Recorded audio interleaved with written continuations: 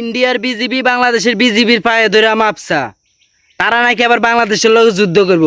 বিষয়টা কেমন হাস্যকর লাগে না? আমার কাছে বিষয়টা কেমন জানি হাস্যকর মনে হয়, ঠিক আছে। আর বাংলাদেশের লোক তারা যুদ্ধ করবে কিভাবে? বাংলাদেশের লোক যুদ্ধ করে কুলাইতে পারবো? তাগো দেশের সেনাবাহিনী মনে করেন, আর আমাগো দেশের সেনাবাহিনীর লগে লাগানো লাগবে না, আমাগো দেশের শ্রমিকের লগে লাগলে হইব, ঠিক আছে। আমাগো দেশের প্রত্যেকটা জনগণে মনে করেন এক একটা সেনাবাহিনী।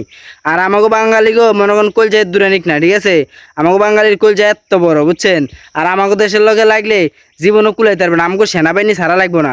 সবার আগে জনগণ চাইলে হইব, ঠিক আছে। জনগণ চাইলে মনে করেন এমনি সব তামা তামা বানাই দিব। আর সেনাবাহিনী তো পরে, সেনাবাহিনী পরে চাইলে হইব, বুঝেন নাই।